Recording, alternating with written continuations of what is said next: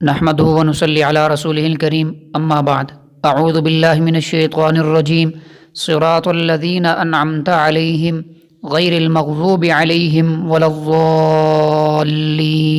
ترجمہ: راستہ ان لوگوں کا جن پر آپ نے انعام فرمایا،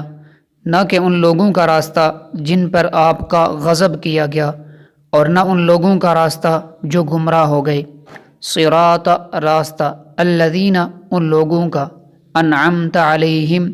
جن پر تو نے انعام کیا، غیر المغضوب علیہم نہ کہ ان لوگوں کا المغضوب جن پر غضب کیا گیا،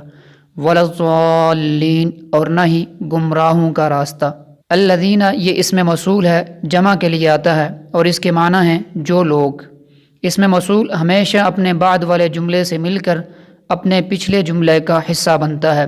انعمت تو نے انعام کیا، یہ لفظ انعام سے بنا ہے اور انعام کا معنی ہے وہ کیفیت جسے انسان لذیذ پاتا ہے، پھر اس کا استعمال ان چیزوں میں ہونے لگا جو لذت کا سبب بنتی۔ سیدھے راستے کی نشانی اور انعام یافتہ لوگ۔ اہدنا الصراط المستقیم میں جب بندے نے صراط مستقیم پر چلنے اور قائم رہنے کی دعا کی تو اب آگے اس صراط مستقیم کی نشانی اور پہچان بتلائی گئی تاکہ صراط مستقیم کا تعین ہو سکے۔ محض انسانی عقل سے صراط مستقیم کا پتہ چلانا مشکل بلکہ ناممکن ہے، اس لیے اللہ تعالیٰ نے وحی کے ذریعے سے صراط مستقیم کی علامت اور نشانی بتلا کر معین کر دیا کہ صراط الذین انعمت علیہم، یعنی ان لوگوں کا راستہ جن پر آپ نے انعام فرمایا۔ اب یہاں آیت کریمہ میں انعمت علیہم سے کون لوگ اور کون سے انعامات مراد ہیں، کیونکہ ویسے تو اللہ تعالیٰ کے بے شمار انعامات تمام انسانوں پر ہیں، خواہ مومن ہوں یا کافر، فرما بردار ہوں یا نافرمان، حتیٰ کہ اللہ تعالیٰ کے باغی اور سرکش بھی دنیاوی نعمتوں سے محروم نہیں۔ پھر نعمتیں کچھ دنیاوی ہیں، کچھ اخروی ہیں، کچھ جسمانی ہیں، کچھ روحانی، کچھ ظاہری ہیں، کچھ باطنی۔ تو انعمت علیہم میں یہاں وہ نعمتیں مراد ہیں جن کا نتیجہ آخر میں ظاہر ہوگا، جیسے ایمان اور نیک اعمال، توفیق الہی وغیرہ وغیرہ، اور جن پر اللہ تعالیٰ کے انعامات ہوئے اور ان نعمتوں سے سرفراز فرمائے گئے، ان کی نشاندہی خود قرآن کریم میں پارہ نمبر 5 سورہ نساء میں فرمائی گئی ہے، جہاں ارشاد فرمایا الذین انعم اللہ علیہم من النبیین والصدیقین والشہداء والصالحین، یعنی وہ لوگ جن پر اللہ تعالیٰ کا انعام ہوا انبیاء اور صدیقین اور شہداء اور صالحین ہیں۔ قرآن کریم کی اس آیت سے معلوم ہوا کہ اللہ تعالیٰ کی نظر میں یہی 4 قسم کے لوگ ہیں جو انعام یافتہ ہیں، جو انعمت علیہم کا مصداق ہیں۔ گویا یہ 4 درجات ہیں جو اللہ تعالیٰ کے ہاں محبوب ہیں، جن میں سب سے اعلیٰ اور افضل درجہ انبیاء علیہم السلام کا ہے، جنہیں اللہ تعالیٰ نے اپنا پیغام بندوں تک پہنچانے کے لیے چن لیا اور جن کے پاس وحی آئی اور جن کی تعلیم میں کسی قسم کی غلطی کا کوئی امکان نہیں اور ہر قسم کے گناہوں سے محفوظ اور معصوم ہوئے۔ انبیاء کے بعد دوسرا درجہ صدیقین کا ہے، جو اپنے نبی کی امت میں سب سے زیادہ رتبے کے لوگ ہیں۔ صدیقین کے بعد شہداء ہیں، جنہوں نے دین و ایمان کی محنت میں اپنی جان قربان کر دی۔ ان کے بعد صالحین ہیں، جو احکام خداوندی کی ہر ممکن طریقہ سے پیروی کرتے ہیں اور جو اپنے نبی کی شریعت کے پورے متبع ہوتے ہیں۔ تو صراط مستقیم کو اس طرح متعین کر دیا گیا کہ ان 4 طبقوں کے لوگ صراط مستقیم پر ہیں، جو ان کے راستے پر چلے گا وہ صراط مستقیم پر چلنے والا ہوگا۔ صراط مستقیم کے مزید تعین کے لیے یہ بھی ضروری تھا کہ ان لوگوں کی نشاندہی کر دی جائے جو صراط مستقیم سے ہٹ کر ناپسندیدہ اور باغیوں اور سرکشوں کے گروہ میں شامل ہو گئے۔ تو فرمایا غیر المغضوب علیہم ولا الضالین، مغضوب غضب سے ہے، یعنی وہ لوگ جو اللہ کے غضب کا شکار ہوئے، جن پر اللہ تعالیٰ کا غصہ اور عذاب نازل ہوا، جنہوں نے اللہ تعالیٰ کے احکام کی نافرمانی کی، اس کے نبیوں کو جھٹلایا اور حق کو مٹانے کی کوشش کی، اور جو اپنے اعمال اور افعال کی وجہ سے اللہ تعالیٰ کے غضب اور غصے کا نشانہ بنے۔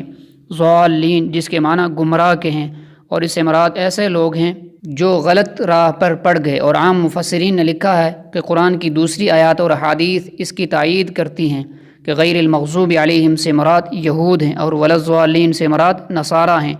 مگر محققین علماء نے لکھا ہے کہ غیر المغضوب علیہم ولا الضالین میں مراد یہود و نصارہ تک محدود نہیں، بلکہ مغضوب علیہم میں وہ سب لوگ شامل ہیں جو دین کے احکام کو جاننے پہچاننے کے باوجود شرارت اور نفسانی اغراض کی وجہ سے ان کی خلاف ورزی کرتے ہیں، یا دوسرے لفظوں میں احکام الہیہ کی تعمیل میں کوتاہی یعنی تفرید کرتے ہیں۔ جیسے عام طور پر یہود کا حال تھا کہ دنیا کے ذلیل مفاد کی خاطر دین کو قربان کرتے اور انبیاء کی توہین کرتے تھے،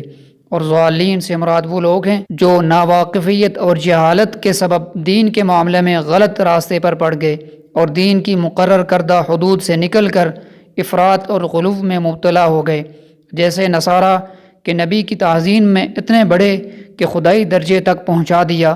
الغرض غیر المغضوب علیہم ولا الضالین میں بندہ اپنے خدا سے درخواست کرتا ہے کہ اے اللہ، ہم وہ راستہ نہیں چاہتے جو اغراض نفسانی کے تابع ہو، بدعمل اور دین میں افراط کرنے والوں کا ہو، اور نہ وہ راستہ چاہتے ہیں جو جاہل، گمراہ اور دین میں غلو کرنے والوں کا ہو۔ سورہ فاتحہ اپنے مفہوم اور انداز بیان کے اعتبار سے بارگاہ الہی میں بندہ کی ایک درخواست ہے، جس میں پہلے بندہ اپنے آقا کے القاب اور آداب یعنی حمد و ثنا بیان کرتا ہے، پھر اس کے بعد اپنا نیازمندانہ بندگی اور عبدیت کا تعارف پیش کرتا ہے، پھر اس کے بعد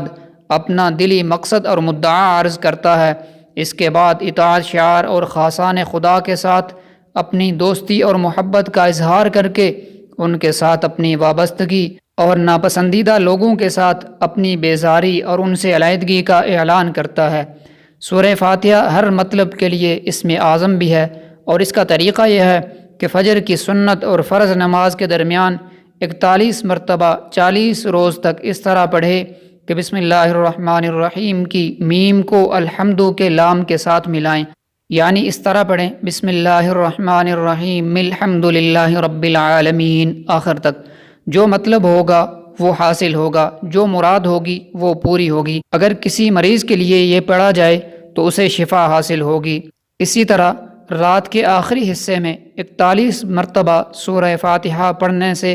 بے مشقت روزی ملتی ہے۔ اللہ تعالی ہمیں اس سورت کے انوار و برکات سے نوازیں اور اس کے ذریعے ہماری درخواست اور دعاؤں کو اپنی بارگاہ میں قبولیت بخشیں۔ یا اللہ ہمیں اپنے مقبولین یعنی انبیاء، صدیقین، شہداء، صالحین کے نقش قدم پر چلنا نصیب فرما، اور گمراہ، باغی اور نافرمانوں کے راستے سے ہم کو بچا کر ان سے علیحدہ رکھنا، اور صراط مستقیم کی ہم سب کو ہدایت نصیب فرمانا۔